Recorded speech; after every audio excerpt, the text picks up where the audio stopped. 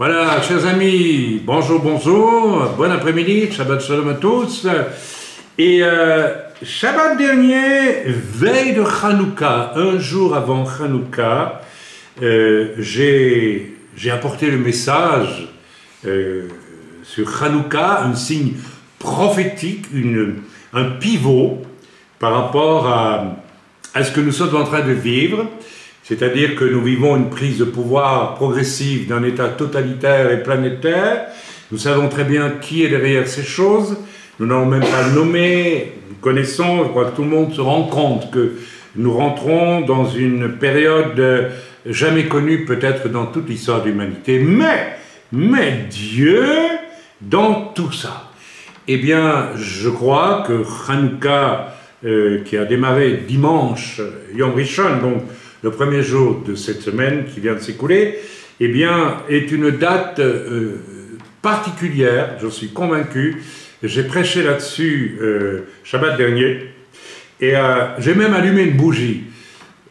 Non pas les 8 bougies de Hanouka, mais j'ai allumé une bougie qui nous parle de la lumière de Dieu dans ce temps dans lequel nous entrons.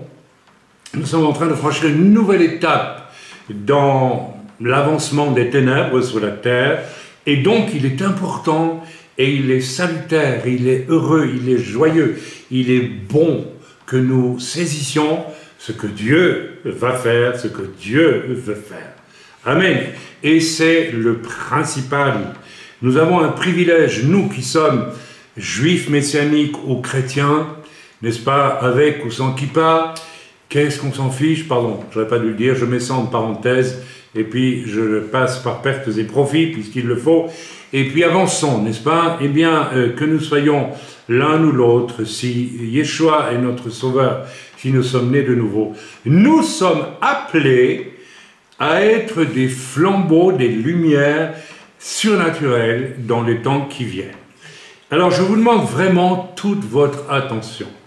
Parce que le message d'aujourd'hui va s'intituler « L'arme absolue face à l'esprit de l'Antéchrist qui vient ». L'arme absolue.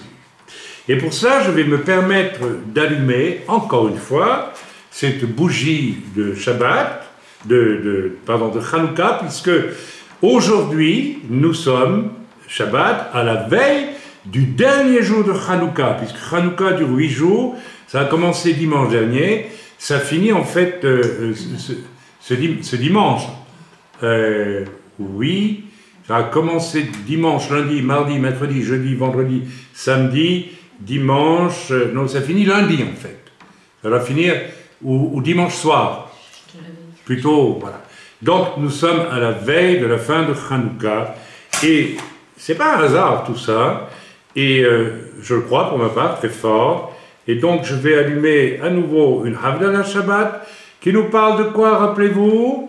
De jugement de Dieu. Et nous vivons un temps de jugement, mais nous qui sommes mis à part par le Seigneur et pour le Seigneur, nous ne sommes pas sous ce jugement, sinon moi, nous sommes vraiment mis à part, et si nous sommes vraiment mis à part pour le Seigneur, là où nous résistons, là où nous ne sommes pas mis à part pour Dieu, parce que nous résistons, parce que nous opposons à Dieu notre propre loi, notre propre justice, nos propres solutions, avec beaucoup d'arrogance parfois, il faut bien le dire, eh bien nous sommes sous le jugement et nous risquons des problèmes. Mais si vous n'êtes pas dans ce cas, et j'allume donc la bougie qui se trouve là, la même que celle, et je souffle la Havdalah du jugement devant vous, en espérant qu'elle est vraiment soufflée pour chacun d'entre nous. Prenons tout cela avec beaucoup d'attention et beaucoup de sérieux, mes amis. Dieu nous a parlé d'ivraie et de bon blé pendant plusieurs semaines. Dieu est fidèle, et la parole que Dieu relâche par les prophètes, quand ils sont de vrais prophètes, s'accomplit toujours. Quand ce ne sont pas de vrais prophètes, ça devient aussi fuligineux que la fumée qui monte de cette Havdalah que je viens d'éteindre. D'accord? Mais quand c'est vraiment de Dieu, Ça se manifeste de manière costaud, évidente, véritable, sans discussion. Or, je pense que le Seigneur nous a montré là où il y avait du bon grain et de l'ivraie parmi nous. Point barre, c'est tout. Maintenant, à chacun de réfléchir à son état. À chacun de se placer devant Dieu. Et toute chose concourt au bien de ceux qui aiment Dieu. Si nous sommes peut-être atteints par un problème ou un autre en ce moment, eh bien, sachons que tout cela est permis par Dieu, parce que Dieu cherche notre bien. Et Dieu cherche donc à ce que nous réfléchissions à notre état. Amen. Et que peut-être nous nous repentions là où nous devons nous repentir. Voilà, je voudrais commencer ce culte par la louange. Et j'aimerais vous lire un psaume que je vais de nouveau vous citer à la fin de mon message, parce que j'ai vécu depuis 3 semaines quelque chose de très spécial qui est aussi très prophétique. Suivez-moi s'il vous plaît. Je vais développer ça Shabbat prochain. Qu'est-ce que Dieu m'a demandé depuis 3 semaines? Dieu m'a dit, tu vas ralentir énormément tes activités. Tu vas laisser notre frère Samuel diriger les réunions de prière. Tu ne t'en occupes plus, parce que c'est du boulot. Hein? C'est beaucoup de boulot. N'est-ce pas que c'est du boulot, Samuel? Tu vas diminuer au maximum ton travail sur le site, et tu vas te mettre à part, et tu vas rien faire que m'écouter. Que simplement t'effacer même devant moi. Et la première chose que Dieu m'a montré quand j'ai fait cela, il m'a dit, tu sais ce qui est formidable, c'est que je te mets à part pour faire quelque chose que tu n'as pas toujours le temps de faire. Pas suffisamment. Oui, oui. Alors vous, peut-être oui, vous avez le temps de faire, mais j'en doute beaucoup. Je parle d'un temps où nous ne faisons rien d'autre que cela. Très souvent, nous venons au culte et nous allons louer Dieu, mais nous avons toutes sortes de choses en tête, etc. Et on sent bien que la louange n'est pas... Elle est parasitée. Mais vous n'imaginez pas ce que ça veut dire de louer Dieu quand rien ne m'occupe en rien. Où je décide que rien ne m'atteint, aucun souci, aucun programme, rien. Je suis seul avec Dieu. C'est merveilleux. Et Dieu m'a donné le psaume 96 pour les Français, 96 pour les Belges et 96 aussi pour les Canadiens. Parmi nous, bonjour Brigitte, shalom shalom. Oui, chez toi, il fait tôt là. Hein. Et ce psaume est absolument extraordinaire. Dieu m'a dit, mais regarde ce que je te demande de me dire. Chantez à l'Éternel un cantique nouveau, en plein Covid, en plein milieu du complot mondial pour mettre la planète entière en prison, dans une prison ténébreuse. Voilà que Dieu me dit, chante un cantique nouveau. Oh, j'ai dit, youpi! Youpi! C'est formidable! Je chante un cantique nouveau. Je suis tout seul avec mon Dieu et je chante un cantique nouveau. Il n'y a rien de tout ce qu'il y a autour de moi qui existe. Rien n'existe. Je suis seul avec toi, Seigneur. Je suis seul avec toi. Je n'ai pas dit que je suis au ciel, non. Je suis sur la terre, seul avec toi. Chantez un cantique nouveau. Chantez à l'Éternel. Vous tous habitants de la terre, chantez à l'Éternel. Bénissez son nom. Annoncez de jour en jour son salut. De jour en jour. Pas une fois tous les 6 mois. De jour en jour. De jour en jour. Hier, nous sommes descendus en ville pour une course. Nous n'avions aucune intention même de témoigner, ni de faire quoi que ce soit. Ce n'était pas dans notre esprit. Nous ne sentions pas cela. Et Dieu a envoyé 7 personnes pendant la journée vers nous, qui se sont accrochées à nous, à ma femme et à moi, d'une façon que je ne vais pas vous décrire, ça prendrait trop de temps, mais c'était absolument extraordinaire. Nous avons été à 2 doigts, mais vraiment, nous avons annoncé l'évangile à des gens qui sont approchés de nous, comme s'ils étaient aimantés par quelque chose, attirés par quelque chose. Et vous n'imaginez pas ce qu'on a pu témoigner et à quel point les gens en redemandent, on le sent. C'est très fort. Et nous n'avons même pas été vers ces gens, ils sont venus vers nous. C'est extraordinaire. 7 personnes hier. dans ce coin reculé où nous sommes. Rendez-vous compte, c'est un miracle absolu. Je continue. Racontez parmi les nations sa gloire, parmi tous les peuples ses merveilles, car l'Éternel est grand et très digne de louange. Il est redoutable par-dessus tous les cieux, les dieux. Ah, moi j'aime ça. Il est redoutable par-dessus tous les dieux. Quand vous êtes seul avec Dieu et que vous lui lisez ça, et vous dites ça, c'est, je te le dis Seigneur, je te loue avec ces paroles. Vous n'imaginez pas. Vous n'imaginez pas l'intimité que vous avez avec Dieu à ce moment-là. C'est formidable. Vous lui dites la vérité. Très souvent, on ne dit pas à Dieu la vérité sur lui. On a déjà beaucoup de difficultés à lui dire la vérité sur nous-mêmes. Mais alors sur lui, on est tellement occupé à tellement de choses. On n'a pas de temps pour le Seigneur en réalité. Oui, nous prions, je sais, c'est bien, on fait tous beaucoup de choses. Mais avoir un temps seul avec Dieu, je vous le recommande, vraiment, en mettant de côté tout ce que vous avez à faire, vos projets, vos programmes, tout, votre travail, tout. Amen. Car tous les dieux des peuples sont des idoles et l'Éternel a fait les cieux. Bref, la splendeur et la magnificence sont devant sa face. Bref, vous lirez vous-même toute la suite. C'est un psaume magnifique qui chante la gloire de Dieu, la beauté de Dieu, la grandeur de Dieu.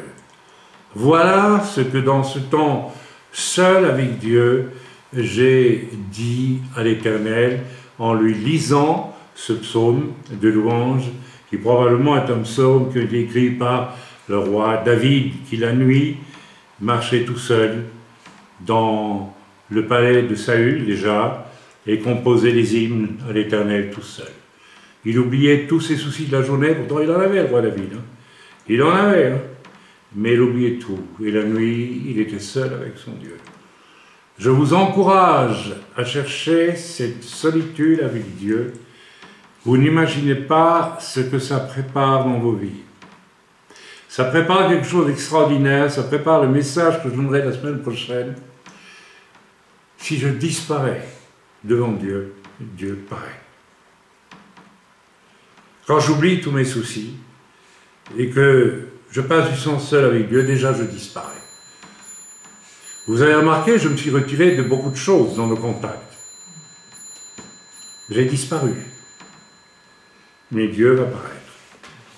Alors, il y a là un appel solennel de Dieu à notre disparition. Ah, attention, je n'ai pas dit qu'il fallait plus venir aux réunions, je n'ai pas dit ça. Mais comprenez ce que je suis en train de vous dire. Oubliez un peu toutes vos préoccupations, toutes vos attentes, et prenez un temps seul avec Dieu pour disparaître devant les hommes et laisser Dieu paraître déjà dans vos vies. Mes amis, je vous donne une clé pour le réveil. À l'époque du réveil du pays de Galles, j'ai lu que la présence de l'Esprit était tellement forte que les pasteurs n'osaient plus prêcher. Ils disparaissaient. Et Dieu paraissait. C'est quelque chose de cet ordre-là qui va arriver. Alors si vous n'êtes pas en ordre avec Dieu maintenant, dépêchez-vous de vous mettre en ordre avec Dieu, parce que Dieu avance en ce moment. La fameuse vague dont j'ai parlé la semaine dernière prophétiquement, rappelez-vous, elle a démarré cette semaine pour nous ici. Sans rien chercher, sans même aller évangéliser, rien du tout, les gens sont venus s'accrocher à nous. 7 personnes qui voulaient venir ici. Je ne vous raconte pas, c'est invraisemblable ce qui se passe. 5 minutes de discussion et puis les gens disent mais comme on aime bien parler avec vous, est-ce qu'on peut monter là, boire un café avec vous cet après-midi, on veut vous voir. C'est de la folie, mes amis, des gens que je ne connais même pas. Et puis une autre personne qui rentre chez nous. Je ne vais pas dire ce qu'elle fait, c'est une personne qui est occupée, qui travaille et qui passe chez nous, passe régulièrement chez nous à cause de son travail. Eh bien, une demi-heure elle est restée chez nous. On lui a témoigné, elle avait les larmes aux yeux, elle était bouleversée. Et on a dû lui dire à un moment donné, mais écoutez, peut-être qu'il faut partir maintenant parce que vous allez louper votre tournée, là. Vous vous rendez compte? Elle ne partait pas. Alors j'ai senti que ce n'est pas encore le moment de lui proposer la prière du salut, parce que vous savez, finalement, ce n'est pas nous qui sauvons les gens. c'est Jésus qui va les sauver. Et donc, j'ai confiance que... Elle m'a dit en partant, cette personne, en tout cas, j'aimerais bien revenir. Et vous m'expliquez mieux tout ce que vous m'avez dit. Vous voyez, les gens sont... Voilà. La vague, la grande vague qui se lève, dont je vous ai parlé la semaine dernière, mes amis, elle s'est levée pendant cette semaine de Hanouka. Vous me croyez, vous ne me croyez pas, je m'en contrefiche, moi je sais que la vague se lève. Vous marchez dedans ou vous marchez derrière et vous ne participerez pas. Vous avez eu le temps de choisir. Vous avez encore le temps de choisir, mais il faut se dépêcher. Il faut vraiment se dépêcher. Il faut arrêter de chipoter, de discuter. Tu pêches, tu te repens. C'est tout. Arrête de finasser.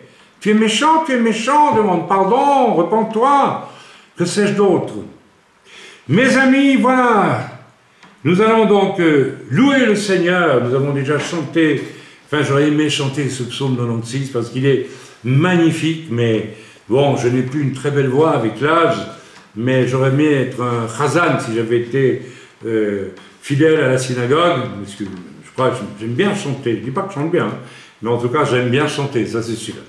Bien, alors nous avons lu déjà une bonne partie de ce psaume 96, et j'aimerais bien qu'on chante, moi en tout cas, j'aimerais chanter ce chant qui m'est venu. Il m'est venu dans mon cœur, là, pendant que je préparais la réunion, donc je le chante. Alors on le connaît tous, je pense, c'est Rédempteur du monde, c'est un vieux chant, hein, qui est très, très beau, très pur, très simple, mais qui pour moi est magnifique. Rédempteur du monde, Jésus-Christ, Fils de Dieu, ta joie et ta paix m'inondent, toi l'agneau venu des cieux. Merci notre Père d'avoir donné Jésus, ton Fils, et d'envoyer ta lumière par le Saint-Esprit. Rédempteur du monde, pour nous tu fus crucifié, ton amour, ta grâce abonde, ô glorieux ressuscité. Merci notre Père d'avoir donné Jésus, ton Fils, et d'envoyer ta lumière par le Saint-Esprit. Un jour dans la gloire, bientôt je verrai sa face, je vivrai sous son regard, sauvé par sa grâce. Merci notre Père d'avoir donné Jésus, ton Fils, et d'envoyer ta lumière par le Saint-Esprit. Amen. Si quelqu'un chante, si quelqu'un a une parole de Dieu, si quelqu'un a une exhortation, si quelqu'un a une prophétie, s'il vous plaît. Michaïm, j'ai reçu un psaume, c'est Rivka. Oui, Rivka, lis-le. Alors, c'est le 5. Le psaume 5. Alors, on ne t'entend plus, Rivka. C'est les problèmes de la... C'est ton micro, je ne sais pas quoi, mais on ne t'entend plus. C'est bizarre, quand même. Je vais aller chercher... 145. Ah, 145. Alors, on t'écoute. 145. Oui. Louange de David. Alors, attends, je vais répéter chaque fois après toi, pour être sûr que tout le monde l'entende, d'accord? Louange de David, oui. Je t'exalterai, ô mon Dieu, mon roi. Je t'exalterai, ô mon Dieu, mon roi. Amen. Et je bénirai ton nom à toujours et à perpétuité. Je célébrerai ton nom à toujours et à perpétuité, oui. Chaque jour je te bénirai et je célébrerai ton nom à toujours et à perpétuité. Chaque jour, je te bénirai, je célébrerai ton nom à toujours et à perpétuité. Pardon, oui, tu m'étais trompé. Oui. L'Éternel est grand et très digne de louange. L'Éternel est grand et très digne de louange. Et sa grandeur est insondable. Amen. Que chaque génération célèbre tes œuvres et publie tes hauts faits. Je vais te laisser continuer à lire parce qu'il est long ce psaume. Vas-y. D'accord. Je dirai la splendeur glorieuse de ta majesté. Amen. Je chanterai tes merveilles. Amen. On parlera de ta puissance redoutable. Amen. Je raconterai ta grandeur. Ça, c'est ce qui vient. Amen. Qu'on proclame le souvenir de ton immense bonté. Amen. Et qu'on célèbre ta justice. L'Éternel est miséricordieux et compatissant, lent à la colère et plein de bonté. Amen. Amen. L'Éternel est bon envers tous et ses compassions s'étendent sur toutes ses œuvres. Amen. Alléluia. Toutes tes œuvres te loueront, ô Éternel, et tes fidèles te béniront. Vous sentez combien tout ce qui est dit ici est prophétique, hein? C'est ce qui va arriver. Continue. Amen. Ils diront la gloire de ton règne et ils proclameront ta puissance. Amen. Alléluia. Pour faire connaître au Fils de l'homme ta puissance et la splendeur glorieuse de ton règne. Alléluia. Ah. Ton règne est un règne de tous les siècles et ta domination subsiste dans tous les âges.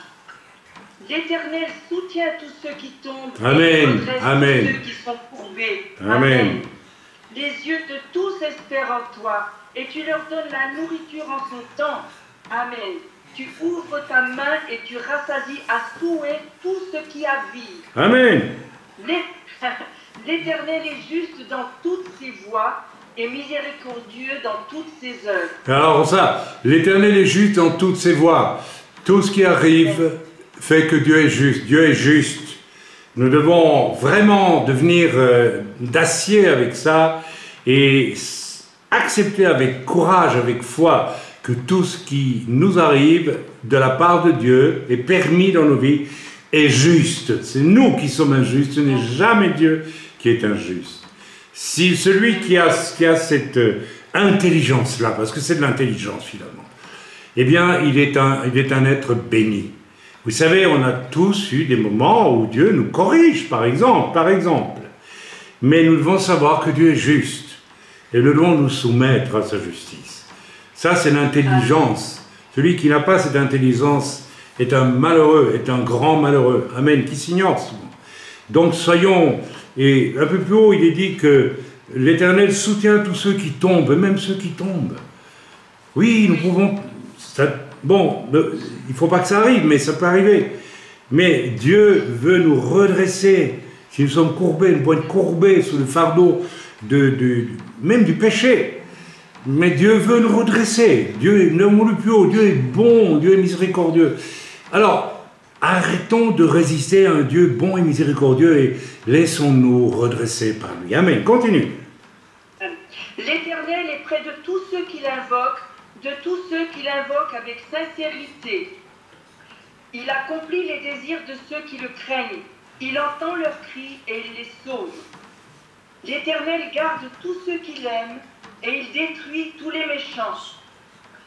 Que ma bouche publie la louange de l'Éternel et que toute chair bénisse son saint nom à toujours et à perpétuité. Amen. Quelle parole de Dieu extraordinaire. Mais il y a tout ce qui va venir est dedans, et puis en plus le Seigneur est bon, il nous dit, bon, je sais qu'il y en a peut-être parmi vous un petit peu en problème, mais laissez-moi vous juger, je ne vous juge pas pour vous mettre en prison, moi je juge pour vous faire du bien, pour vous amener à mieux. Formidable, notre Dieu est un Père bienveillant, il est plein de bonté et de miséricorde. Amen. Voilà, merci. Si quelqu'un d'autre a une parole de Dieu, une prophétie, oui, Daniel a une parole, oui. Mais parle fort, s'il te plaît. Je reçois, ma main est sur vous. Soyez dans la joie et dans la paix. Je vous envoie. Mais ne préparez rien, soyez fermes. Regardez à moi et je vous enverrai là où il faudra. Soyez dans la joie et dans la paix. Amen. Vous avez tous entendu? Répondez-moi si vous avez entendu ou pas, que je sache. Ils n'ont pas entendu. Alors, tu vas le redire et je vais le redire. Faites, oui, approche-toi. Soyez un peu...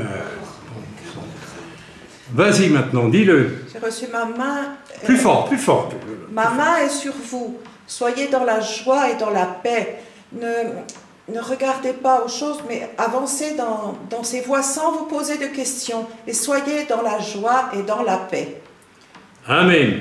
Voilà, ça confirme ce que je dis depuis le début. Hein. Voilà, on va se retirer de plus en plus, on va disparaître. Parce que nous, on est sauvés, on est tranquille. Mais vous vous rendez compte ce que je suis en train de vous dire? On est sauvés, on peut se mettre de côté, et c'est pas pour ça qu'il ne faut plus prier, j'ai pas dit ça. Mais disparaître pour que Dieu paraisse. Vous vous rendez compte quel message? C'est extraordinaire. Et c'est ce qui va arriver. Plus nous allons rentrer dans cette vague qui va s'abattre, plus c'est le surnaturel de Dieu qui va agir. Et nous serons au milieu de la vague pour réceptionner en quelque sorte les fruits de ce surnaturel de Dieu. Mais cette réception du surnaturel de Dieu, cette récolte que nous allons voir, elle est destinée à ceux qui sont dans la vague, pas aux autres. Vous verrez les choses, mais rien ne viendra vers vous.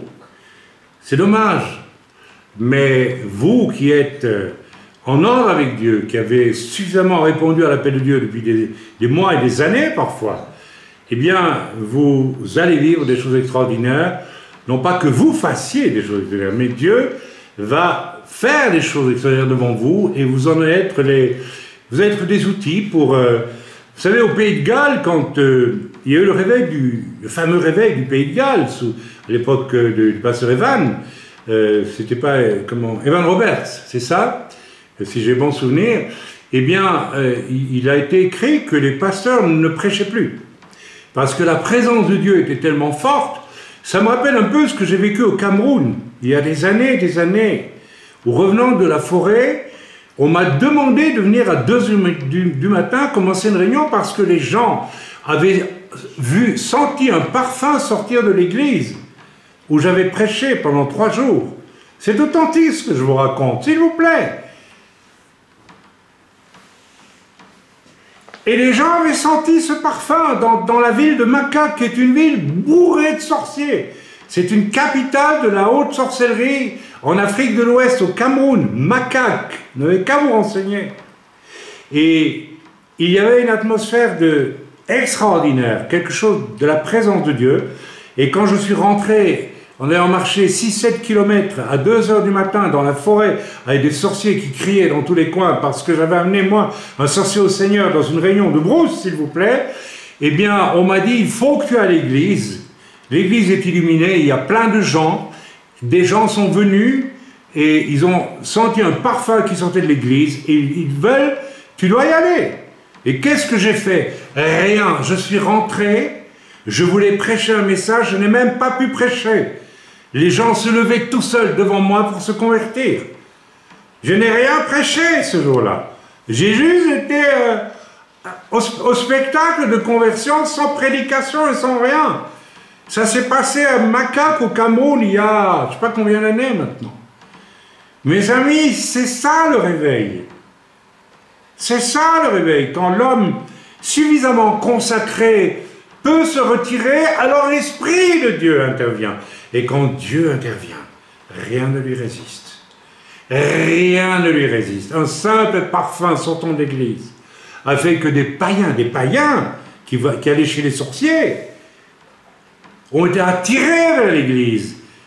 C'est une œuvre de l'Esprit, mes amis. C'est une pure œuvre de Dieu. Et c'est des choses comme celle-là que nous allons revivre. Pour ma part, c'est pas une surprise. C'est une grande surprise. Moi qui suis un peu âgé, 73 ans quand même, fatigué et tout, quel bonheur pour moi de dire je peux disparaître comme ça, Dieu paraît. Mais ça veut dire aussi que nous avons une vie de consécration, de grande consécration. Ça veut dire que nous avons pris cette espèce de réveil que j'ai vécu à Makah au Cameroun, il était précédé de 3 jours où j'ai appelé les gens à se repentir parce qu'ils mêlaient Jésus et les sorciers. Et ils se sont repentis. Et à un moment donné, c'est plus moi qui ai fait le travail, c'est Dieu qui a fait le travail. Et ça, c'est merveilleux. Les vraies réunions One sont des réunions où, à un moment donné, ce n'est plus vous, mais c'est Dieu qui fait le travail. Et je l'ai vu dans beaucoup d'églises. Lorsque je prêchais dans tant d'églises jadis, ici en Europe, en France, et en Italie, au Luxembourg, en Belgique, en Russie, enfin, partout où je suis allé, je me rappelle toujours de ces temps après la prédication, quand on priait pour les malades, il y avait des guérisons, des miracles, des conversions et tout. En fait, c'est l'Esprit de Dieu qui agissait. Moi, j'avais ouvert, si vous voulez, la porte par la prédication, en obéissant au Seigneur, mais ce n'est pas moi qui pouvais faire les miracles. Ce n'est pas moi qui pouvais amener les conversions. C'était l'Esprit de Dieu qui le faisait. Eh bien, nous allons vivre ces choses d'une façon encore plus spectaculaire aujourd'hui. Et c'est nous tous qui allons être oints par Dieu. Tous ceux qui sont prêts, tous ceux qui ont obéi à Dieu, ceux qui ont mis leur vie en ordre, tous ceux qui sont consacrés. C'est-à-dire avec le sacré. Con, ça veut dire avec, sacré. Vous êtes avec le sacré, avec ce qui est saint. Alors, vous allez dans la vague et ça va défiler. Nous allons lire maintenant trois écritures. La première, c'est Ésaïe 36. C'est une écriture que j'ai toujours redoutée chaque fois que je l'ai reçue, parce qu'elle est pas agréable à recevoir. C'est vrai, c'est pas agréable pour la chair, et pour l'âme, et pour l'intelligence de recevoir ça, mais je l'ai reçu. Alors je me suis dit, bon Seigneur, qu'est-ce que tu veux me dire à nouveau avec ce fameux Ésaïe 36? Nous allons aller voir ensemble, et nous lisons. Et nous allons directement faire, pour gagner du temps, des parallèles avec notre temps. Parce que ce que j'ai lu, Hanouka, au début de Hanouka, Shabbat dernier, il y avait un parallélisme évident avec ce temps. Et nous avons de nouveau, n'est-ce pas, Dieu est encore en train de nous dire, dans la parole, nous allons lire quelque chose qui nous met en parallèle direct avec ce temps, avec ce que nous vivons maintenant. Ok? Nous lisons. La 14e année du roi Ézéchias, Sanchérib, roi d'Assyrie, monta contre toutes les villes fortes de Juda et s'en empara, et le roi d'Assyrie envoya de Lachish à Jérusalem vers le roi Ézéchias Rabshakeh avec une puissante armée. Rabshakeh, alors on le connaît ce passage, je vais le résumer. Si vous voulez que, à l'époque du roi Ézéchias, c'est un bon roi d'Israël, Ézéchias, il a commis 1 ou 2 erreurs, mais c'est un bon roi. J'aime bien Ézéchias, c'est toujours une affinité avec... vous savez, on a des affinités dans la parole de Dieu avec tel ou tel personnage. À l'époque, moi, c'était Abraham, puis ça a été Moïse, et puis ça a été Ésaïe, beaucoup, le prophète Ésaïe, énormément. Et puis, le roi Ézéchias m'a toujours beaucoup touché. Voilà. Qu'est-ce qui se passe? Eh bien, cette histoire est terrible. C'est à l'époque du roi Ézéchias, un certain Sanchérib, le roi d'Assyrie, monte contre toutes les villes fortes de Juda et s'en empara. Et le roi d'Assyrie va envoyer depuis Lachish vers Jérusalem Rabshakeh. Donc c'est l'envoyé du roi Sanchérib pour dire quoi? Il va menacer Jérusalem, il va dire, en gros, nous allons le développer, eh bien il va proposer à Jérusalem de ne pas écouter le roi Ézéchias, de ne pas écouter les prophètes, de se soumettre à une dictature, la dictature du roi Sanchérib, le roi d'Assyrie. Donc de se soumettre à lui. Et tout le discours du chapitre 36, nous allons lire beaucoup de passages de ce discours, eh bien, sont simplement des discours d'intimidation pour forcer Jérusalem à se soumettre à une dictature, n'est-ce pas, avec même des propositions alléchantes. Si vous acceptez ma domination, je vous donnerai ceci, je vous donnerai cela. Et nous allons voir que tout ça ressemble curieusement à ce qui se passe aujourd'hui. Voilà, premier verset, la 14e année du roi Ézéchias, Sanchérib, roi d'Assyrie, monta, pardonnez-moi, contre toutes les villes fortes de Juda et s'en empara. Donc il y avait une détermination, non pas aller vers une seule ou deux villes, mais toutes les villes fortes de Juda. Toutes les places qui appartenaient d'une manière particulière à Israël, et Juda, c'était quand même particulier aussi. Donc voilà, c'est une tentative de contrôle total sur Israël, en fait, sur la partie d'Israël qu'on appelait Juda à l'époque. Amen. Donc ici, on est, j'imagine, bien après le schisme, avec le royaume du Nord et le royaume de Juda.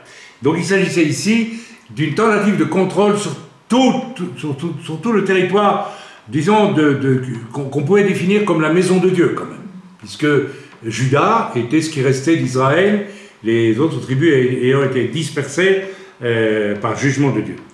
Bien, le parallèle avec ce que nous vivons aujourd'hui est évident. Nous sommes en train de voir que s'installe une espèce de pouvoir mondial sur tous les aspects de nos existences. À travers l'OMS, l'Organisation mondiale de la santé, qui nous raconte des choses très étranges sans arrêt, qui essaie de nous faire paniquer sans arrêt avec le Covid, etc., etc., etc. L'ONU, Jean Schwab, le fameux Schwab en Suisse, le forum de Davos, un homme comme Soros, et puis nombre d'autres, n'est-ce pas, Bill Gates, enfin, tous ces grands personnages qui sont unis par des liens directs, politiques, économiques et spirituels, avec probablement beaucoup de satanisme qui fait le lien avec tout ça, pour mener toute la planète vers un contrôle total. Et ce contrôle, nous le sentons très fort. Il est comme une menace. C'est exactement ce qu'ont dû ressentir les gens de Jérusalem face à Sennacherib. Vraiment. Parce que quand vous lisez tout ce qu'il leur dit, on peut dire quelques extraits. Rabshakeh leur dit, dites à Ézéchiel, ainsi parle le grand roi, le roi d'Assyrie. Autant dire, ainsi parle le diable, hein, ou ainsi parle l'OMS, ou l'ONU, ou Davos, ou Schwab, ou Soros, ou bien Bill Gates, tous ces gens. Je ne vais pas citer tout ce qu'il faudrait citer, il y en aurait pas mal, n'est-ce pas? Alors, vous les connaissez, nous les connaissons. Quelle est cette confiance sur laquelle tu t'appuies? C'est un peu ce que nous entendons, hein. Mais vous ne vous vaccinez pas, mais vous êtes fous, quoi, vous vous rendez pas compte? Vous vous appuyez sur quoi pour refuser ce vaccin? Vous faites même du tort à ceux qui sont déjà vaccinés. Donc ils sont vaccinés, c'est nous qui allons les infecter. Alors que normalement, si nous ne sommes pas vaccinés, c'est nous qui devrions être infectés. Mais on nous dit, mais sur quoi vous basez des scientifiques à la merci d'un système, on va le dire, n'est-ce pas? On va nous appeler complotistes, je le sais, automatiquement, quand on tient ce discours, mais il y a suffisamment de complotistes intelligents qui parlent, dont je parle en ce moment, et nous sommes vraiment devant un challenge. Soumettez-vous, ou bien on va vous détruire. C'est terrible. Voilà, donc tous ces gens sont en train de s'emparer de tous les leviers de pouvoir dans le mépris de nos libertés fondamentales, du droit à nous autodéterminer et notre droit de choisir. C'est exactement le discours du Rabshakeh, du roi d'Assyrie. Vous n'avez pas le choix, vous devez vous soumettre à nous. Sur quoi vous vous appuyez? Sur l'Égypte, c'est un roseau cassé, ça ne vous aidera pas, etc. Vous perdez votre temps. Toutes les autres villes se sont soumises à moi. En réalité, nous avons massacré. D'accord? Mais Jérusalem a tenu. Et nous devons tenir. Et nous allons tenir. Nous lisons maintenant quelque chose de très intéressant au verset 2. Lisons ensemble. Et le roi d'Assyrie envoya de Lachish à Jérusalem vers le roi Ézéchias, Rabshakeh avec une puissante armée. Rabshakeh s'arrêta à l'aqueduc de l'étang supérieur sur le chemin du Foulon. Je me suis posé la question, en relisant ce passage que j'ai déjà lu 50 fois, peut-être même plus, pourquoi est-ce que le Rabshakeh s'arrête, n'est-ce pas, à cet endroit-là? Pourquoi est-ce que la parole nous rapporte cette précision? On aurait pu dire, le Rabshakeh, en vue de Jérusalem, s'arrête, n'est-ce pas? Et non, il dit à l'aqueduc de l'étang supérieur sur le chemin du champ du Foulon. Alors, je vais vous lire ce que... je me suis dit, il y a une signification, ça veut dire quelque chose. En quoi ça nous concerne aujourd'hui? Alors vous allez voir que ça nous concerne bien plus que nous n'imaginons. Voilà, donc, aqueduc de l'étang supérieur. Ésaïe avait rencontré Akaz, Akaz c'est un autre roi, au même endroit pour essayer déjà en vain de le dissuader de mettre sa confiance dans des puissances étrangères. Donc c'est ici le symbole de la tentative de l'ennemi renouvelée d'imposer dans des débats, n'est-ce pas, dans des débats, d'imposer son autorité. Voilà. Ce temps, mes amis, faisons bien attention à cela, est un temps, les carottes ne sont pas aussi cuites qu'on pourrait l'imaginer. Ce temps est un temps pour les ténèbres de tractation puissante. Ça discute ferme. Ils sont en train d'observer comment les gens réagissent avec le Covid, les masques, le vaccin et tout ça. Ils continuent à se concerter. Et entre les puissants qui peu à peu se soumettent à des forces qui sont de plus en plus éloignées de Dieu. Nous sommes dans un temps, écoutez-moi bien, où les puissants de ce monde, écoutez bien ce que je vais vous dire, ont la possibilité de savoir que ce dans quoi on les entraîne est mortifère, est destructeur, mais ils cèdent. Mais ils peuvent encore ne pas céder. En d'autres mots, tous nos chefs d'État européens, nos chefs d'État américains ont le choix entre céder ou bien ne pas céder. Aux États-Unis, un homme dont on s'est beaucoup moqué, il s'appelle Trump, lui avait dit « niet ». Je n'y crois pas à cette histoire. Il a eu le courage de le dire, et il avait raison. Et par contre, celui qu'ils ont aujourd'hui, c'est tout le contraire, n'est-ce pas? Donc, nous sommes dans un temps où, par l'abdication de nos chefs d'État, nous allons passer d'un temps presque fini de liberté nationale et autres, déjà pas mal corrompu par l'idée européenne en Europe et tout ce qui s'ensuit. Bref, on ne va pas entrer dans les détails, on ne va pas faire du Zemmour, ce n'est pas du tout le but, je ne fais pas de politique. Mais nous sommes dans des temps de tractation, ce qui veut dire que probablement les puissants de ce monde vont céder parce qu'on va leur proposer ce que le Rav Shakeh propose, un peu plus loin. Je vous emmènerai dans un pays où vous aurez vos figuiers, vous aurez tout ce qu'il vous faut. Alors il paraît, non, moi je ne suis pas dans le secret des alcôves présidentielles et autres de toutes les nations, mais il paraît que contre espèces sonnantes et trébuchantes, on accepterait de se soumettre à ce plan qui se met en place, le contrôle de tout sur la planète. Donc mes amis, ça veut dire que ce qui est devant nous risque plus que certainement d'être pire que tout. Donc nous n'avons encore vu que le début des choses. Mais il y a, je le répète, un espoir et plus qu'un espoir pour nous. Maintenant, si nous lisons du verset 4 au verset 20, on va lire un petit peu quand même. Voilà, je vais lire après ce que j'ai déjà lu. Voilà. Je te le dis, ce ne sont que des paroles en l'air. Donc il parle du roi Ézéchias qui dit, ne vous inquiétez pas, éventuellement. Il faut pour la guerre de la prudence et de la force. En qui donc as-tu placé ta confiance pour t'être révolté contre moi? Alors c'est pas mal. Il vient pour l'envahir et le dominer, il dit, tu t'appuies sur quoi pour te révolter contre moi? C'est-à-dire que j'ai de toute façon, que ça te plaise ou non, l'autorité sur toi. Donc il n'a même pas encore vaincu Jérusalem. Il y a une espèce d'outrecuidance, et on sent cette outrecuidance qui vient de qui? Qui vient du diable, qui nous dit aujourd'hui, mais enfin, c'est pas possible. Sur quoi vous appuyez-vous pour résister à ce qu'on est en train de vous imposer? De quel droit? Non, nous avons autorité. Vous devez suivre, vous devez vous soumettre. C'est le même esprit, c'est le même état d'esprit. C'est les mêmes puissances du mal avec leur arrogance qui sont en train de se dévoiler aujourd'hui d'une façon incroyable. Alors, vous pouvez lire toute la suite. Tout ce qui va du verset 4 au verset 20, lisez dans vos Bibles, n'est-ce pas? C'est intimidation et promesse de bien-être s'il y a soumission. On peut lire ça. Voilà. Voilà. Bon, voilà. Verset 16. Vous pouvez lire ça à partir du verset, voilà, du verset 16.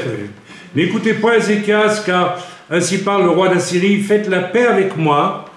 Vous vous rendez compte, faites la paix avec moi. Donc c'est ceux qui sont assiégés qui doivent faire la paix.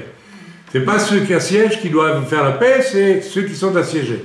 C'est vous dire l'arrogance et l'esprit de domination qui sont derrière tout ça. Nous avons le même principe aujourd'hui. Vous voulez avoir la paix, mais allez, faites-vous vacciner, puis c'est tout, on n'en parlera plus.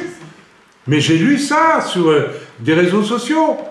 Mais arrêtez de discuter, faites-vous vacciner, on aura la paix. C'est vous nous embêter à la fin pour vouloir être vacciné. Vous voyez, c'est le même discours, c'est la même chose. Rendez-vous à moi, chacun de vous mangera de sa vigne et de son figuier, et chacun boira de l'eau de sa citerne. Mais attention, dans le pays où je vais vous déporter, pas chez vous. Donc, vous aurez de l'eau, vous aurez des bons fruits, peut-être, même pas sûr. Mes amis, c'est exactement vers ça qu'on nous conduit. Prenez la marque de la bête, vous pourrez aller manger de ce qu'il vous faut dans les grandes surfaces. Mais laissez-vous faire, voyons. Vous nous embêtez à la fin à vouloir résister tout le temps. Sur quoi vous appuyez? Tu sais sur quoi on s'appuie, nous?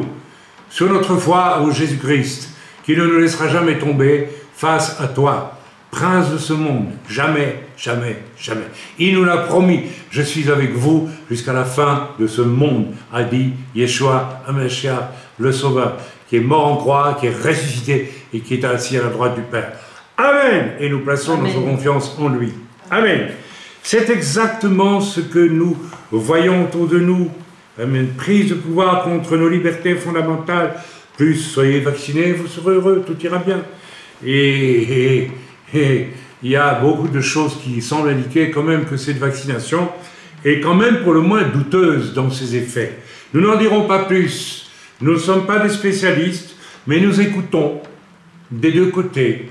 Et nous avons le sentiment d'un côté qu'il y a des médecins qui sont un peu à la solde du pouvoir, qui tiennent le discours, un discours convenu. Et puis il y en a d'autres qui sont plus indépendants et qui disent « Oui, mais attention, il y a des choses bizarres dans ce vaccin. » Voilà, verset 16. Le verset 16, c'est, je vous l'ai dit, « Faites-vous vacciner et re-vacciner et encore re-vacciner parce que on en est à nous dire qu'il faut se faire vacciner presque tous les 6 mois maintenant. Hein? Alors, je ne sais pas, qu'est-ce qu'on nous inocule comme...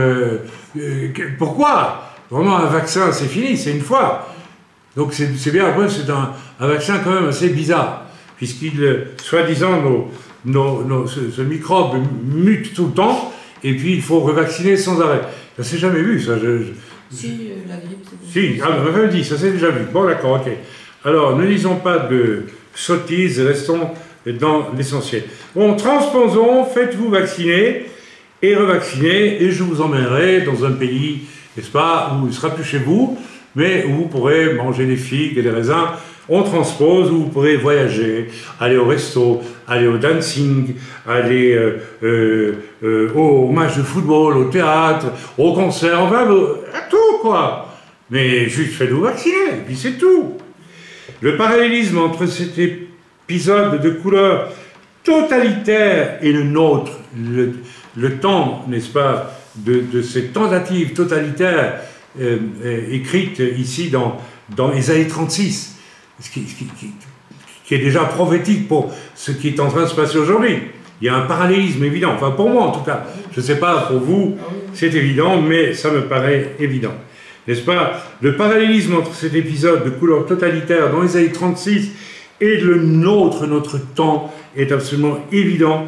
Et on pourrait encore, dans des tas de détails, je pourrais relire tout ce chapitre 36, et je n'ai pas le temps, je ne peux pas le faire parce qu'il y a une suite à donner à ce message, mais tout ça nous montre qu'il y a un parallésisme absolu avec, entre ce temps du prophète Ésaïe au chapitre 36 et notre temps. Mais voilà, ce que je trouve ensuite intéressant, c'est ce que nous lisons au verset 21. Donc tout ça a été clamé devant les anciens d'Israël qui étaient sous la muraille. Et il y a une chose que j'aime beaucoup, c'est leur réaction. Et il nous est dit dans l'Écriture, mais ils se turent Et ils ne lui répondirent pas un mot. Ça veut dire court toujours. Tu as parlé, on a entendu, mais on ne tient absolument pas compte de ce que tu nous racontes. Nous, on a un Dieu qui est grand et qui est fort. Et qu'est-ce qu'ils vont faire, ces anciens d'Israël? Ils vont aller vers le roi Ézéchias. Et Ézéchias va déchirer sa chemise, va prier. Et le prophète Ésaïe, un peu après, va lui dire, ne vous tracassez pas.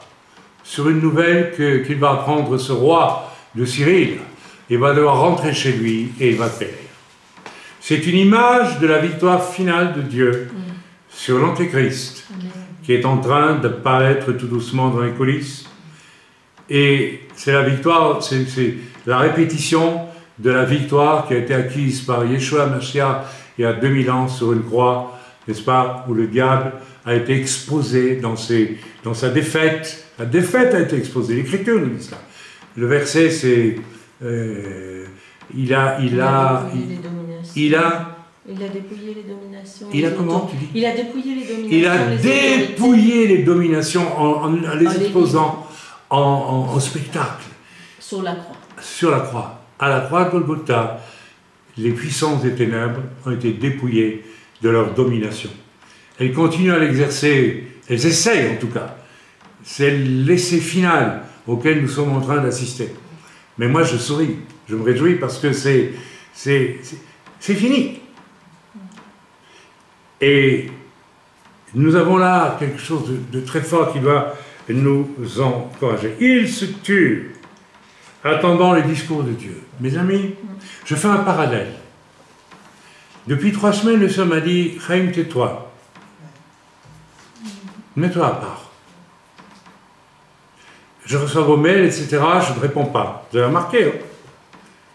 J'ai eu peur un petit peu, je dis, Seigneur, ils vont croire que, voilà, que je me la coule douce. Dieu m'a dit, non, ils vont comprendre. Ils vont comprendre quelque chose. Ils vont comprendre que ton silence et ton retrait signifient quelque chose. Mes amis, nous sommes dans ce temps de Hanouka qui se termine, dans un temps d'attente majestueuse, parce que Dieu va agir de façon considérable. J'aimerais vraiment, vraiment que vous soyez encouragés. Voilà. Chapitre 37 de 1 à 4, voilà. Donc, il y a aussi, oui, on peut lire dans le chapitre 37, versets 1 à 4, il y a une parole mystérieuse, extrêmement mystérieuse, mais j'aime bien. J'ai mis longtemps, j'ai beaucoup médité sur ce passage, sans en saisir toute la... Je sentais bien qu'il me manquait une clé. Alors, lorsque le roi Ézéchias, donc chapitre 37, Ézéchias eut entendu cela, il déchira ses vêtements, se couvrit d'un sac et alla dans la maison de l'Éternel. Il envoya Eliakim, chef de la maison du roi, Shebna, le secrétaire, et les plus anciens des sacrificateurs, couverts de sacs vers Ésaïe. Ça, c'est aussi quelque chose d'important. L'humilité.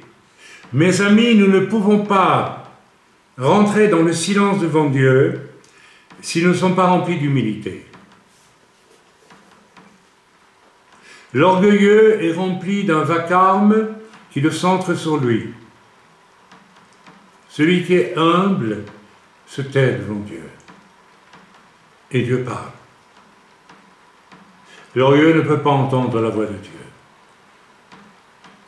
Le Seigneur nous a beaucoup parlé ces dernières semaines sur la nécessité, chez plusieurs, de devenir humble, de devenir un peu plus petit, un peu moins susceptible, arrogant, dominateur, centré sur eux-mêmes.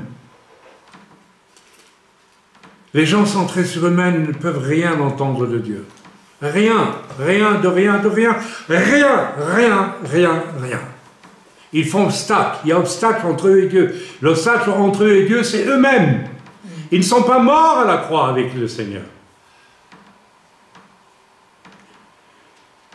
Ésaïe le prophète, fils d'Amos, et ils lui dirent, donc les anciens d'Israël, ainsi parle Ézéchias, ce jour est un jour d'angoisse, de châtiment et d'opprobre, car les enfants sont près de sortir du sein maternel et il n'y a point de force pour l'enfantement. Qu'est-ce que ce verset vient faire dans cette situation?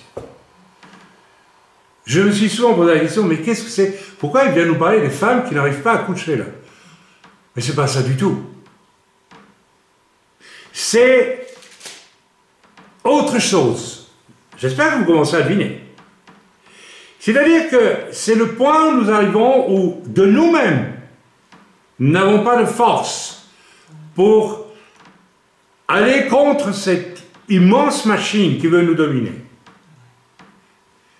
Nous n'avons pas de force par nous-mêmes. Nous n'avons qu'un choix, c'est justement de dire, nous on ne peut rien faire. On s'efface devant toi. On n'a pas de force pour venir à la surface et faire. On ne peut rien faire. Il n'y a que toi qui as su faire à la croix, en ressuscitant aussi. Mes amis, attention à ce que je vous dis. C'est un temps pour nous de comprendre à quel point nous sommes impuissants. Et seul Dieu peut agir. Et pour ça, ce n'est pas un aveu d'impuissance. Oh, je suis impuissant, oh là là, je voudrais bien être puissant. On nous a tellement tarabusté avec l'onction, la puissance. En oubliant une chose, c'est que l'onction, c'est la présence de Dieu. Et ça ne se fabrique pas. Je dirais même, ça ne se cherche pas. Si Dieu n'a pas envie d'être là et de vous oindre, il est beau le chercher, il ne vous oindra pas. Il ne le fera pas pour vos beaux yeux. Donc, nous sommes arrivés dans ce temps, ce moment si précis, où nous devons avoir cette bénignité en nous-mêmes, profonde. J'espère que vous avez compris mon interprétation de ce verset que je viens de vous lire. Je le relis. Le prophète, ce jour est un jour d'angoisse, c'est un fait, de châtiment, c'est un fait.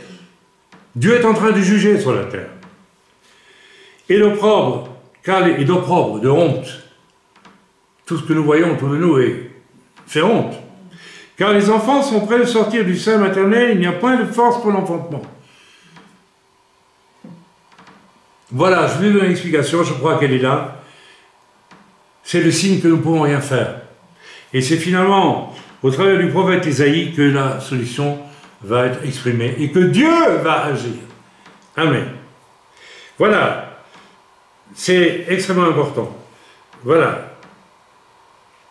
Alors, excusez-moi, il faut que je retrouve toutes mes... La situation où nous sommes, n'est-ce pas? Lequel parmi nous peut s'opposer à cette immense machination totalitaire qui est en marche? Aucun d'entre nous ne peut le faire. Aucun d'entre nous. Les chefs d'État ont le choix en ce moment, où ils se vendent pour rentrer dans ce complot, où ils disent non. Mais nous, qu'est-ce que vous voulez qu'on fasse? On n'a pas été élus par Dieu pour être chef d'État. Nous devons prier pour nos chefs d'État, encore maintenant, pour qu'éventuellement ils disent non. Maintenant, s'ils disent oui, c'est pas un hasard si le Seigneur dit, lorsqu'il reviendra, qu'il jugera tous les rois de la terre. Ils seront jugés, spécialement ceux de ce temps, vont être jugés sévèrement. Pas sévèrement, ils seront jugés de manière juste. Vous avez pactisé avec l'Antéchrist, c'est fini pour vous, c'est l'enfer. Terminé. Ils auront la rétribution. Alors vient au moins ce chant, d'où me viendra le secours? Le secours me vient de Dieu. Vous connaissez ce passage dans l'Écriture? Je lève les yeux vers les montagnes sont très élevées. Les montagnes, ce sont les rois aujourd'hui de la planète qui sont au sommet au-dessus de nous. Et ils sont en train de se corrompre avec l'Antéchrist qui monte, qui vient. Et bien sûr, nous, petits, rien du tout, nous crions, d'où me viendra le secours? Puisque les chefs des nations se perdent, et nous perdent avec, essaient de nous perdre. Et la réponse est là, magnifique dans le texte. Le secours me vient de Dieu qui a fait, n'est-ce pas, la terre et les cieux.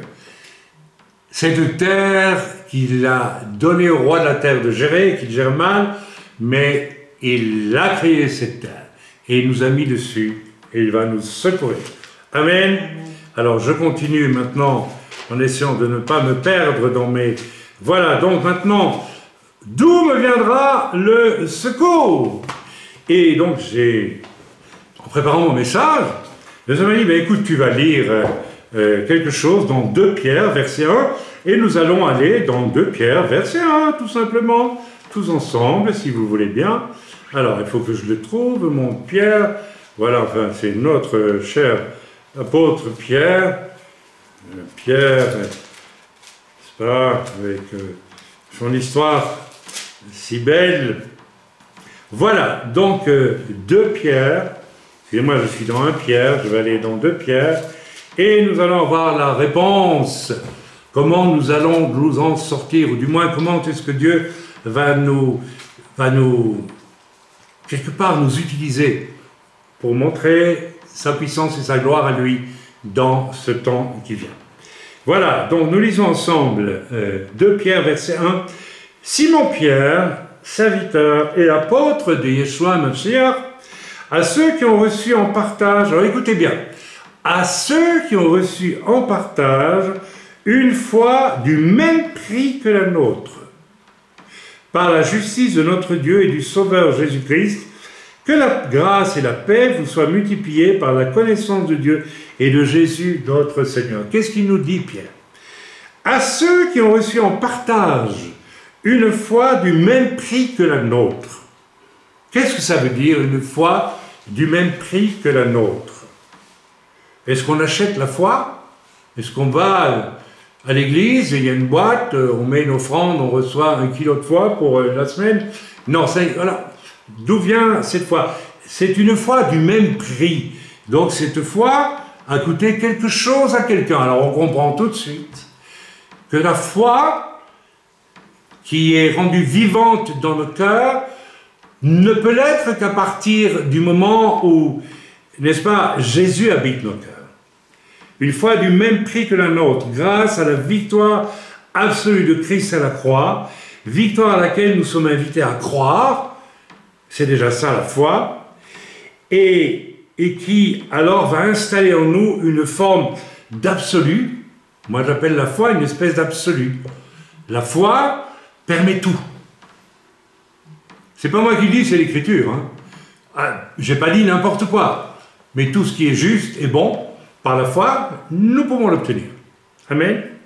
La foi peut tout, et un authentique contact avec la croix et l'esprit de la résurrection, n'est-ce pas, va nécessairement renverser tout ce avec quoi nous avons construit jusque-là, avec comme conséquence que c'est Dieu qui va commencer à construire un tout nouvel édifice dans tous les domaines de ma vie.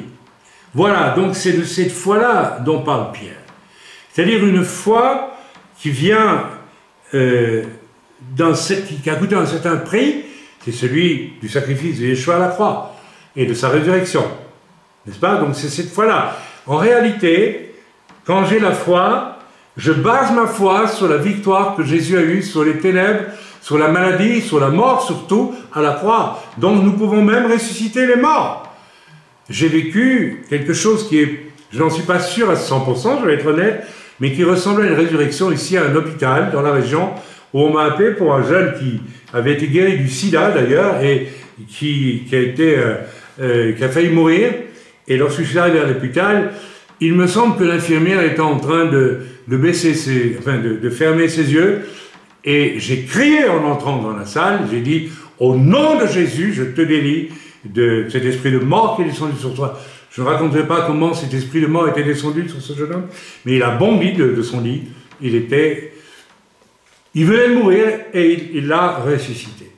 Ce n'est pas exceptionnel, c'est tout à fait normal. N'est-ce pas? Le sacrifice de Jésus à la croix nous a donné ce pouvoir de ressusciter les morts. D'ailleurs, Jésus nous l'a promis. Vous annoncerez la bonne nouvelle du salut à travers ma mort et ma résurrection, et les malades seront guéris, etc., etc. Vous chasserez les démons. Enfin, vous connaissez cette écriture. Mais il faut que dans tous les domaines de ma vie, il faut que cette foi s'exerce. Il faut que tout soit soumis au Seigneur. Mes amis, tout le monde veut le salut, y compris les chrétiens.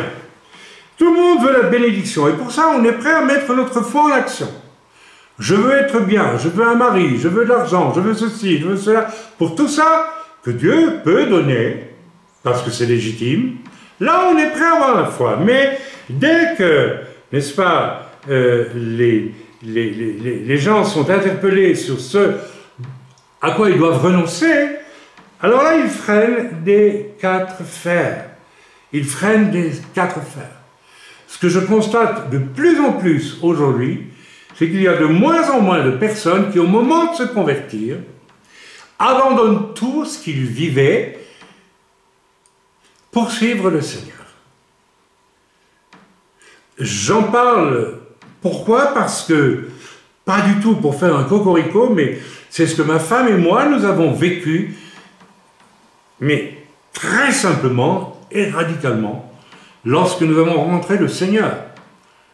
J'ai arrêté le théâtre tout de suite. Pourtant, j'étais arrivé à un très très bon niveau, voilà, etc., etc. Mon épouse a arrêté ses études de cette année de peinture et autres à l'Académie des Beaux-Arts de Liège. Elle a tout arrêté alors qu'elle était une des meilleures et probablement future professeure dans cette même académie, étant donné la qualité de son travail. Elle a tout arrêté. Elle n'a plus jamais repris un pinceau depuis. Jamais. Je n'ai plus jamais fait de théâtre depuis. C'est fini, c'est terminé.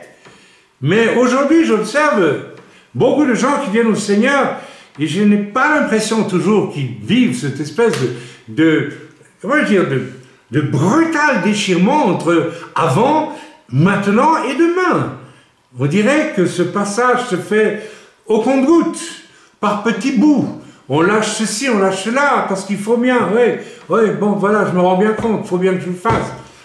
Mais ce n'est pas fait avec foi. C'est-à-dire que la foi dans la puissance de la crucifixion et la résurrection n'est pas forte, n'est pas réelle. Vous ne croyez pas, beaucoup de chrétiens, vous ne croyez pas dans la force de celui qui est mort pour vous, qui a vaincu le diable et qui est ressuscité pour prouver qu'il a vaincu le diable. Vous n'y croyez pas. Vous n'y croyez pas. Vous marchandez avec Dieu. Vous avez peur pour vous-même. Vous dites, oui, mais si je commence à changer ça, ou ça, ou ça, ou ça, alors qu'est-ce que je vais faire? Et alors? On ne te demande pas de chercher ce que tu vas faire. On te demande de faire confiance à Dieu. Et ensuite, Dieu va te montrer ce que tu dois faire. Voilà, je l'ai dit et je l'ai redit. Je l'ai souvent prêché. J'espère que ça a fini par faire comprendre à certains que lorsque l'on vient au Seigneur, on lâche tout, mes amis. On lâche tout. Amen. Et si l'on vivait au contact d'un milieu pas très clair, on le lâche aussi. Même si ça me remet en question, je l'ai fait. Ah, je gagnais ma vie, moi, en tant qu'homme de théâtre. Je gagnais plus rien, une fois que j'ai arrêté. On le fait. Amen. Si on le fait, oui, rappelle, donc Pierre nous dit qu'il adresse sa lettre à ceux qui ont reçu une foi semblable à la sienne, c'est-à-dire une foi qui est basée sur la mort et la résurrection de Yeshua. J'aimerais qu'on s'en rende compte. C'est tellement important. J'espère que ça parle. Verset 2. Le verset 2, mais il est très simple. Si vous vivez avec cette foi-là, eh bien, que la grâce et la paix vous soient multipliées par la connaissance de Dieu et de Jésus-Christ notre Seigneur. Que la grâce, celui qui vit une telle conversion, une telle reddition de lui-même devant Dieu, il va recevoir en retour quoi? Ce que nous avons vécu, mon épouse et moi. Une paix, un bonheur, une conviction d'être aimé de Dieu extraordinaire. C'est-à-dire, je fais table rase de tout ce à quoi je me suis attaché dans le passé, ça n'existe plus, et il n'y a plus que Dieu qui est là.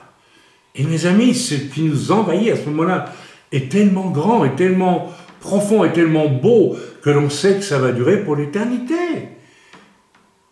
Avez-vous connu cela lorsque vous avez accepté le Seigneur? L'avez-vous vraiment connu?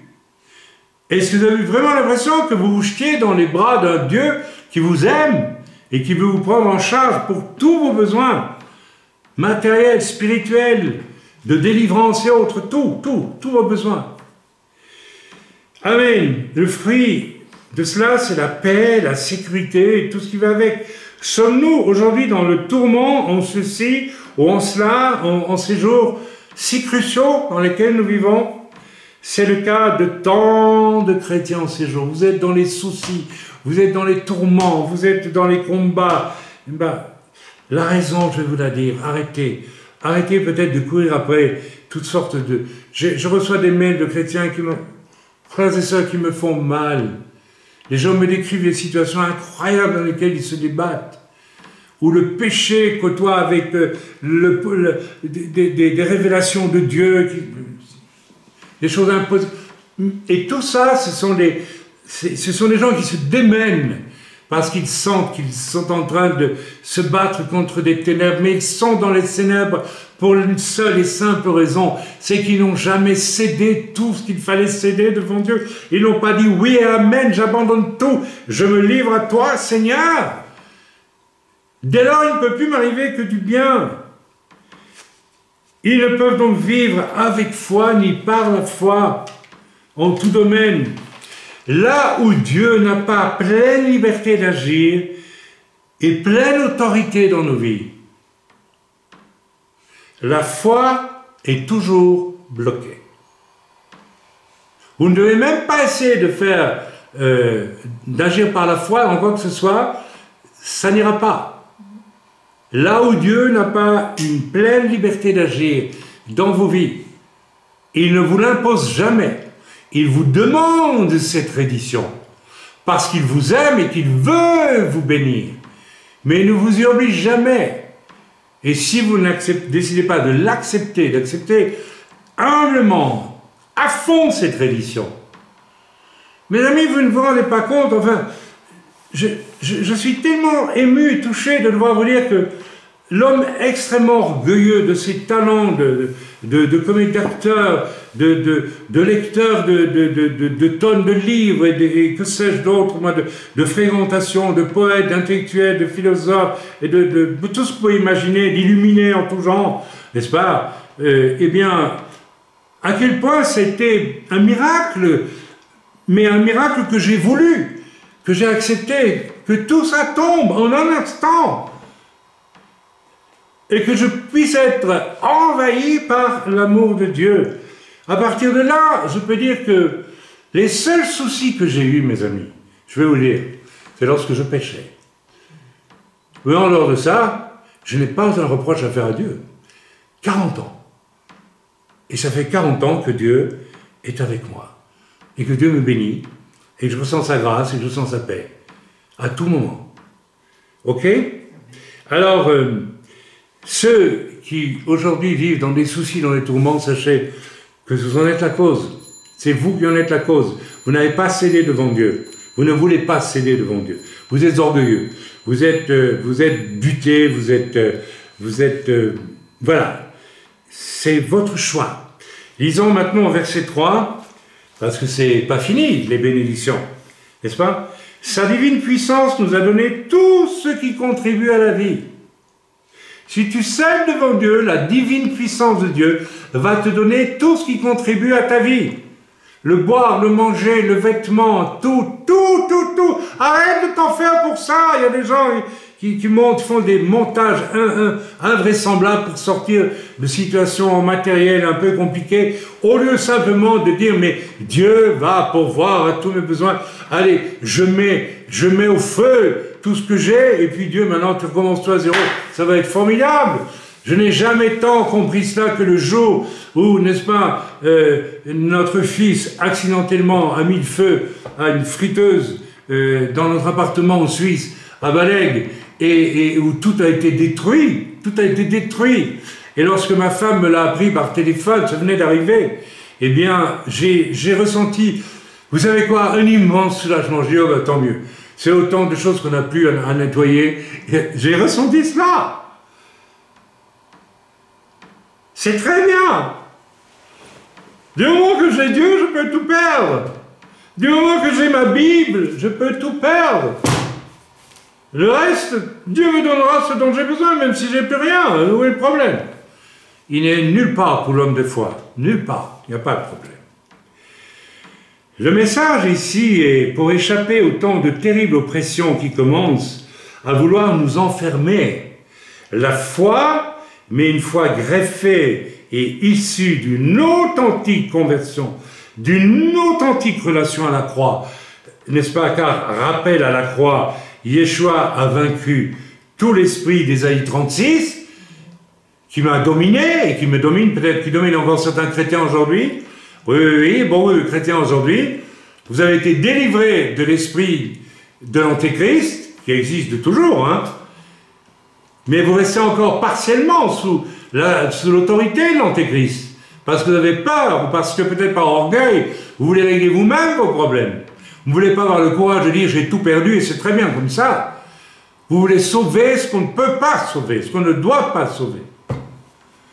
Pour moi, ça aurait consisté à dire oui, mais j'étais quand même une vedette au théâtre, quand même.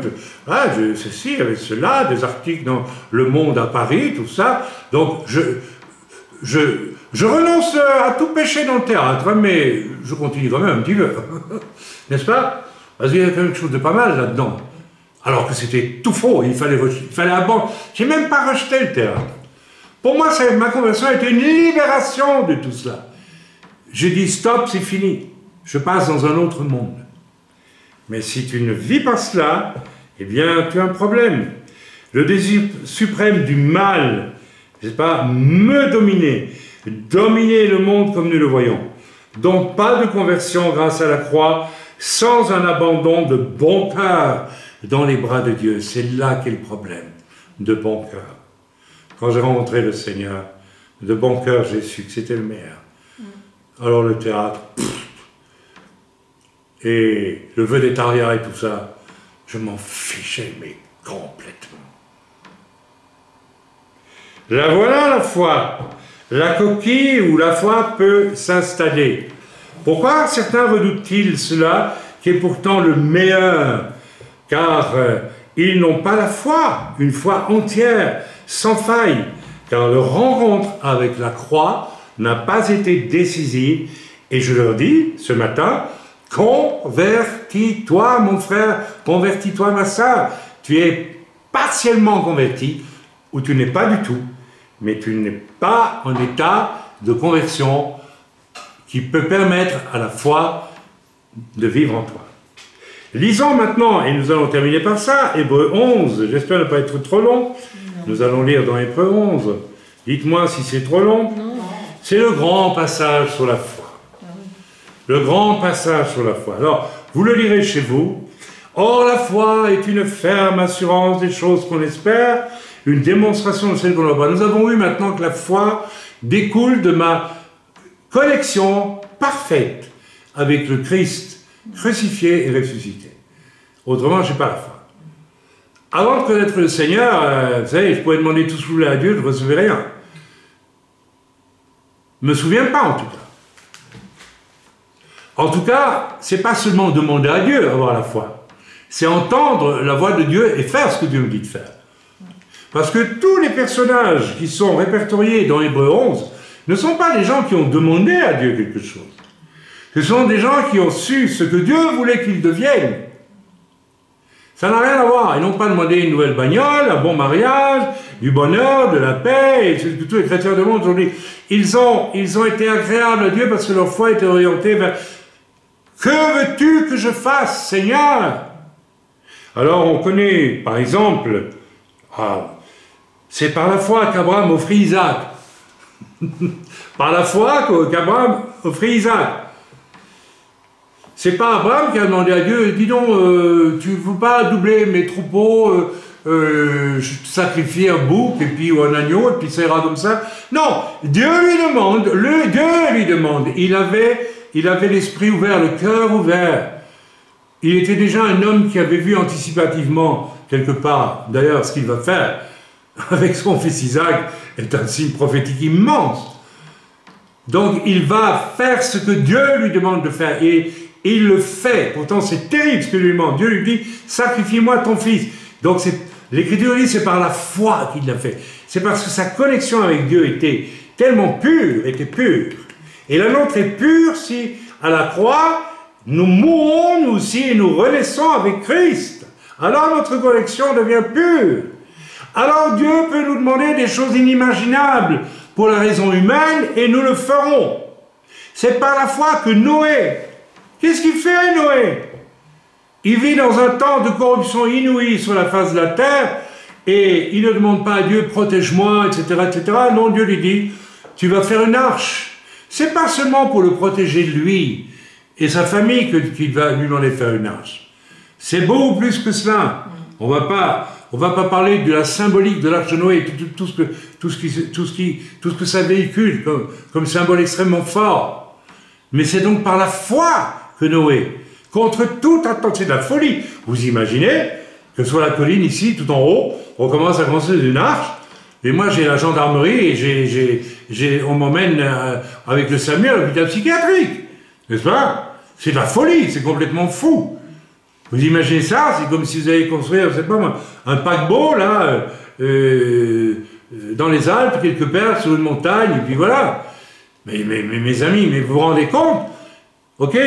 Et vous pouvez lire tous les magnifiques messages, n'est-ce pas? C'est par la foi que Moïse, à sa naissance, fut caché, etc., etc. Enfin, vous relisez tout ça, vous vous rendez compte d'une chose, c'est que Hébreux 11, donc, nous parle sans arrêt, quand il dit c'est par la foi qu'Enoch a été trouvé agréable à Dieu, a été enlevé. Donc, c'est parce que la foi d'Enoch était pure qu'il a plu à Dieu que Dieu l'a pris. Vous voyez, il n'a pas demandé quelque chose pour lui sur la terre, Enoch. Non, non, non, non. Sa foi était pure. Sa connexion avec Dieu était pure. Ça a tellement plu à Dieu, et là on retombe sur le verset du départ, sans la foi, il est impossible, non, c'est pas ici que c'est dit, c'est ailleurs que c'est dit dans l'Écriture, sans la foi, il est impossible d'être agréable à Dieu. Ça veut dire que si ma connexion est tellement pure avec Dieu, et que j'ai une foi, waouh, pure, peut-être que Dieu peut m'enlever tout de suite aussi. Il l'a fait pour Enoch, pourquoi il ne le ferait pas pour un autre? Je ne sais pas. Je n'en sais rien. Vous pouvez dire, vous pouvez affirmer que Dieu ne le fera plus jamais, je ne sais pas. En tout cas, moi, il m'apparaît que dans l'Écriture, il est question des morts en Christ qui ressusciteront d'abord, et nous tous, nous irons à la rencontre du Seigneur, nous serons enlevés à la rencontre du Seigneur. Moi, je crois que c'est l'Église qui aura une foi fantastique avant le retour du Seigneur qui va être enlevé. Une Église qui va vivre des choses dignes de tout ce que nous trouvons dans Hébreux 11. Relisez Hébreux 11, s'il vous plaît. Le Seigneur veut nous conduire dans ce chemin-là. Nous allons être confrontés à de terribles jugements qui vont grandir encore sur toute la surface de la terre. Alors, je vous donne un ordre aujourd'hui. Stop! Arrête de te protéger. Arrête de craindre quoi que ce soit. Si tu crains, c'est que tu n'es pas en ordre avec Dieu. C'est que tu n'as pas cédé ce que tu devais céder devant Dieu. Noé, par la foi, a choisi un projet, une attitude absolument déraisonnable à vue humaine pour nos intelligences humaines, mais essentielle pour traverser le temps de jugement qui allait venir sur la terre. Amen.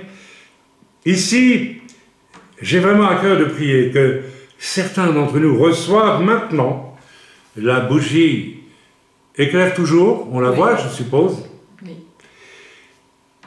Pour que certains reçoivent maintenant le départ de projets du type Noé ou du type tout ce que vous voudrez, en lisant ces héros de la foi dans Hébreux 11.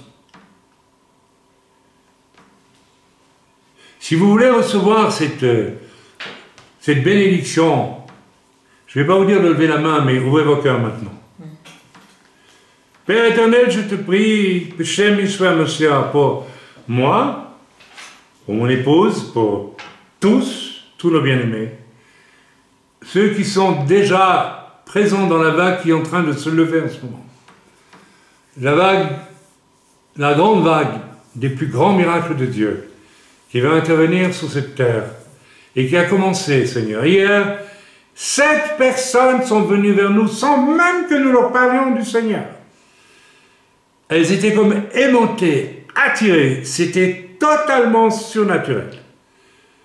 Dans une région où nous avons connu la haine, nous avons eu les menaces de mort quand nous sommes arrivés dans cette région il y a tant d'années. Cette région ténébreuse à souhait, croyez-moi. Ces régions reculées dans les montagnes sont ténébreuses, étaient ténébreuses.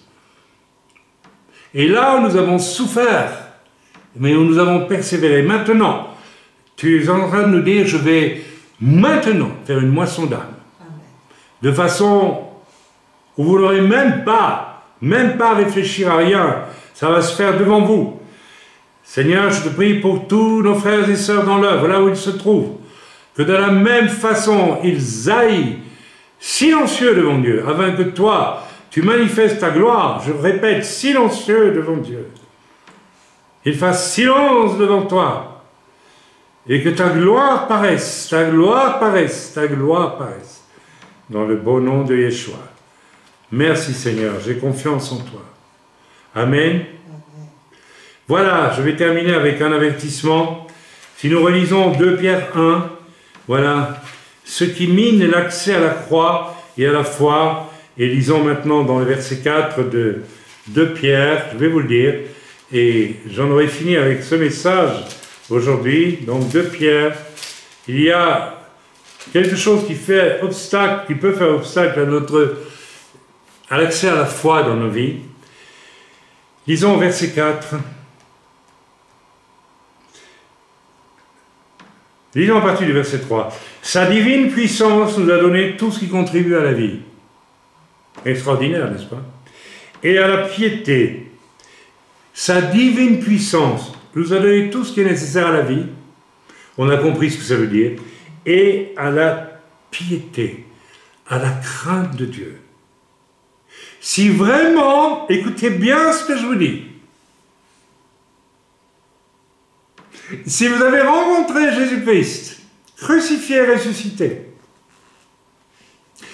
il a choisi de vous donner tout ce dont vous aurez besoin. Un jour, une sœur dans l'œuvre m'a dit, Chaim, avec toi, c'est incroyable, l'argent, c'est jamais un problème pour toi. Tu te sens tellement libre. Mais je dis, mais oui, bien sûr, parce que Dieu m'a fait des promesses. Dieu m'a fait des promesses. Et je les ai crues. J'ai eu des moments où j'étais pauvre, très pauvre, des moments où j'étais dans l'abondance. Exactement comme Paul le dit, c'est Dieu qui décide. Et tout concourt au bien de ceux qui aiment Dieu. Et je ne me suis jamais plaint quand je manquais. J'étais heureux, nous étions heureux, avec le peu que nous avions. Sa divine puissance nous a donné tout ce qui contribue à la vie, et à la piété.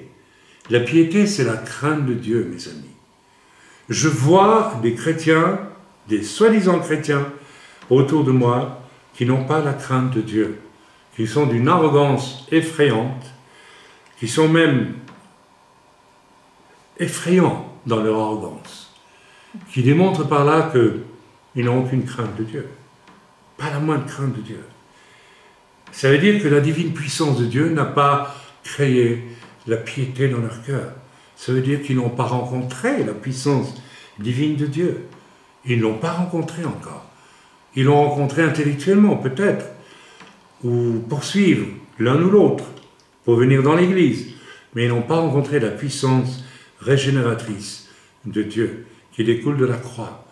Alors, si vous écoutez ce message, tombez à genoux, là où vous êtes, et dites, Seigneur, je me rends, j'abandonne tout entre tes mains.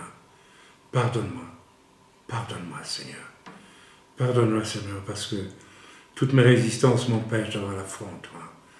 Et toutes mes résistances font de moi un être abominablement arrogant et orgueilleux à tes yeux. Pardonne-moi ça, Seigneur, pardonne-moi.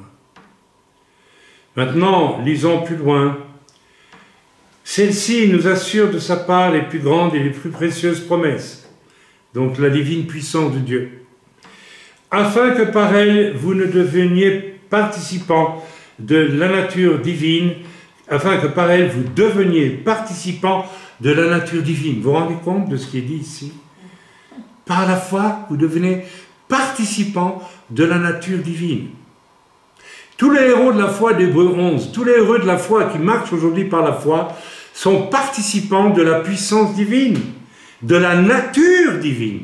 Lorsque vous accomplissez une œuvre qui relève de la foi que vous avez en Dieu et que Dieu agit, vous participez de la nature de Dieu. Vous m'entendez? Vous participez de la nature de Dieu. Vous êtes avec Dieu, vous êtes dans Dieu. Vous n'êtes pas Dieu, bien sûr, mais vous participez de sa nature. Le grand, le vrai surnaturel de Dieu fait que vous participez de la nature de Dieu. Il y a un surnaturel relaté de spectacle et d'apparence qui ne participent pas de la nature de Dieu. Mais il y a un surnaturel de Dieu dans lequel le Seigneur nous invite à rentrer maintenant, si nous sommes de véritables enfants de Dieu, qui fait que nous participons de la nature divine. Et aussi est-il écrit, en fuyant la corruption qui existe dans le monde. Par quoi? Par la convoitise.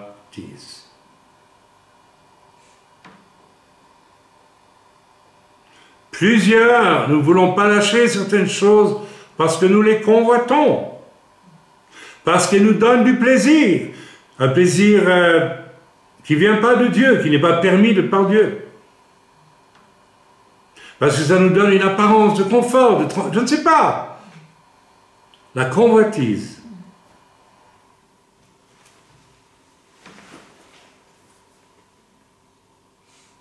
La convoitise. Ce qui mine l'accès à la croix et à la foi, c'est la corruption de la convoitise. Certains font des choix de vie non basés sur l'obéissance de cœur à Dieu, mais basés sur la convoitise. Je dirais même que certains bricolent avec Dieu des projets et des plans du style, bon, tu es Dieu, tu es au ciel, mais moi je suis sur la terre et je choisis ça et ça et ça m'arrange. On est d'accord comme ça, Dieu, n'est-ce pas? Il y a des gens, vous savez, qui disent en réalité dans leur discours, tu es au ciel, mais moi je suis sur la terre, et c'est moi qui dirige, c'est moi qui m'en occupe. Mais tu es prié de me bénir quand même, hein? Et tu es prié de me donner le shtempel, comme quoi je suis un véritable enfant de Dieu. Eh bien, Dieu, il te rejette avec ton shtempel, il dit, tu n'es pas un véritable enfant de Dieu. Parce que tu ne veux pas te soumettre à moi par la convoitise qui est plus forte en ceci ou en cela. Ils marchent, croit-il, en nouveauté de vie, mais ils continuent à convoiter ce qui leur convient, ce qui leur plaît, rend la vie plus agréable à leur point de vue, à leur sens tout charnel. Ils se plongent dans des vallées de tourments, mes amis, et d'erreurs, et on le voit, ils se plongent dans des vallées de tourments et d'erreurs, et de rébellion, et de comportements qui les disqualifient, tout simplement. Et en plus, ils laissent cette chose terrible venir justifier leur mauvais choix, cette chose qu'on appelle l'orgueil. Non, je ne vais pas dire que j'ai fait un mauvais choix. Non, je ne vais pas dire que je convoite. Non, je ne vais pas dire que je résiste à Dieu. Non, mais ça ne va pas, tu ne m'as pas vu. Et ils s'enfoncent de plus en plus dans une véritable rébellion à l'égard de Dieu, tout en se disant chrétiens, mais ils ne le sont pas. Amen.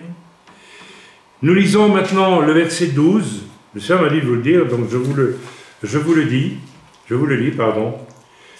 Pierre, au verset 12 de cette lecture de la deuxième épître de Pierre, il dit, voici pourquoi je prendrai soin de vous rappeler ces choses.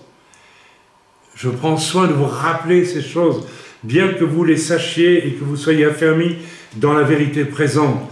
Et je regarde, dit Pierre, comme un devoir, aussi longtemps que je suis dans cette tente, de vous tenir en éveil par des avertissements. Car, dit Pierre, je le sais, que je la quitterai, cette tente, donc il mourra subitement, ainsi que notre Seigneur Jésus-Christ me l'a fait connaître. Mais j'aurai soin qu'après mon départ, vous puissiez toujours vous souvenir de ces choses. Mes amis, prenez garde. Si vous avez des serviteurs qui vous préviennent de ces choses, il peut venir un temps où Dieu reprend ces personnes. Pourquoi? Parce qu'à force d'écouter les avertissements des serviteurs et de ne pas les mettre en pratique, on s'habitue dans une routine d'être à la fois soi-disant chrétien et en même temps rebelle. Et on finit par se dire, oui, mais comme le serviteur est là, c'est comme une garantie pour moi. Oui. Je ne vous ai jamais sauvé de rien du tout. Jésus vous sauve, Yeshua vous sauve, mais si vous vous accrochez à moi alors que vous vivez dans la rébellion, c'est inutile, vous perdez votre sang. Un jour, je risque d'être repris aussi, et là, vous serez seul. En réalité, dès aujourd'hui, vous devez être seul devant Dieu. Vous devez savoir où vous en êtes avec Dieu.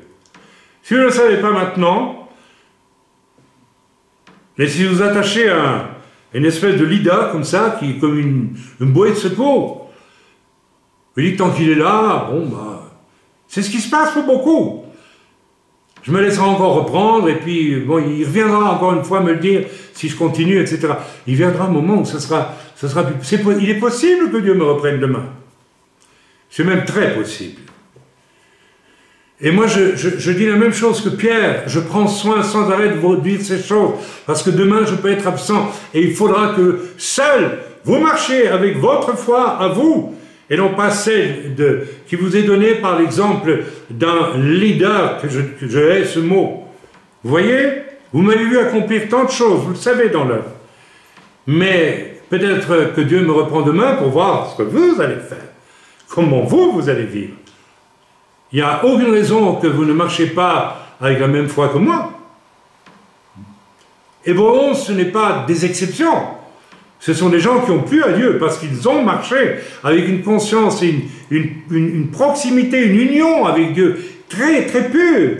Ils ont pu marcher par la foi. Mais vous aussi, vous allez marcher par la foi. Et ça, il y en a plusieurs parmi vous, je le sais, je vous le prophétise. Vous êtes prêts à marcher comme ça. Une grande partie d'entre vous. Donc, n'ayez aucune crainte. N'ayez aucune crainte, au contraire. Si je venais à disparaître demain, mais vous n'avez rien à craindre. Si vous craignez ça, alors c'est que vous vous fiez en moi et vous ne vous fiez pas en Seigneur. Votre connexion avec Dieu n'est pas bonne. Voilà, donc, je vous laisse là et je termine avec une dernière chose, n'est-ce pas? Une clé du réveil, je vais vous dire, c'est aussi la louange. Habituellement, nous louons Dieu dans un contexte que nous pouvons qualifier de bénédiction, voire de confort dans l'Église, n'est-ce pas? Eh bien, j'aimerais vous encourager à réfléchir à ce que je vais vous dire pour terminer. Je vais terminer ce message. Je vous l'ai déjà dit, pardonnez-moi, il faut que je boive. J'ai la bouche très sèche.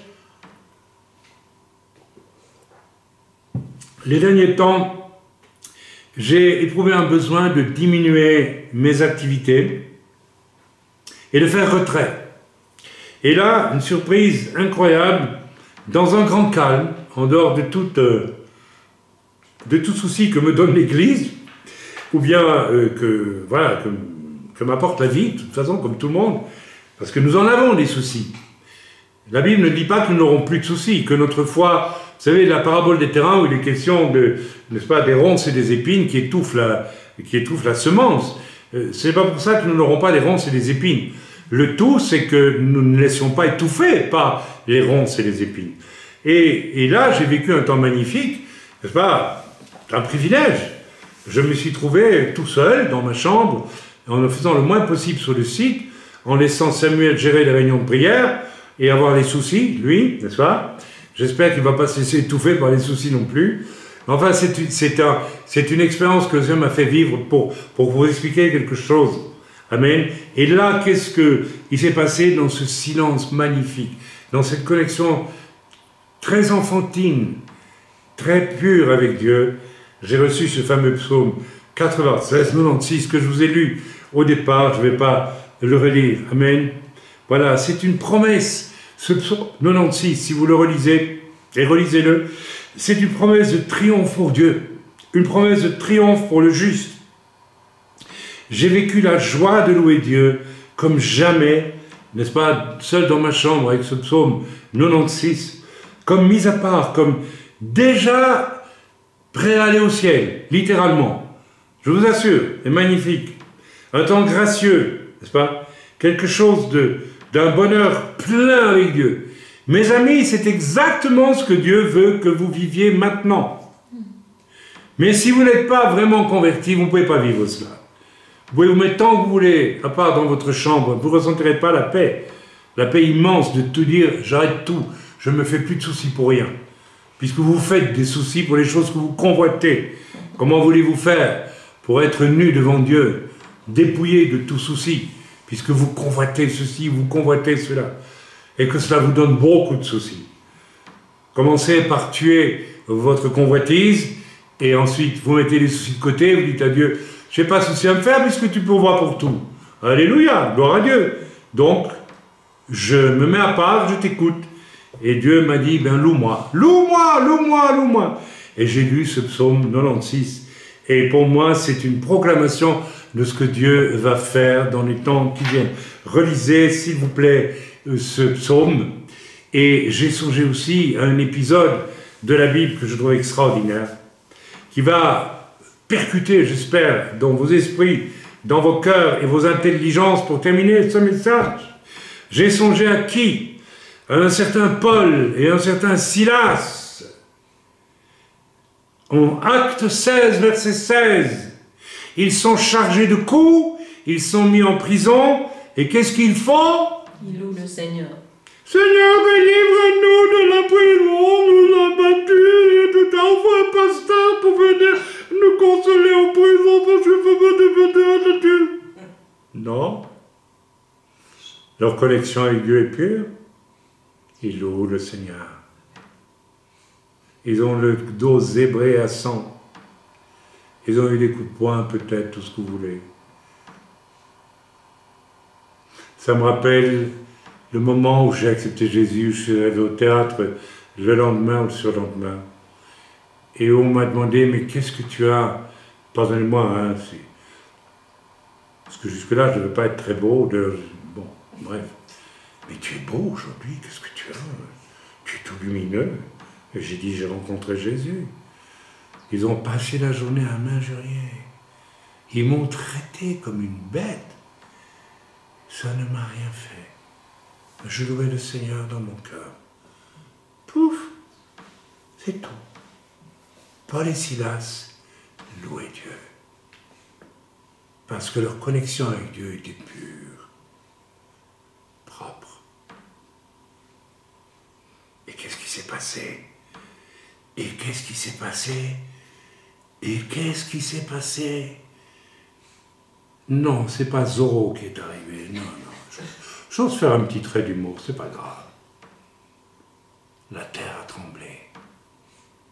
La prison dans laquelle le diable voulait les enfermer, la prison dans laquelle le diable veut tous nous enfermer, a tremblé.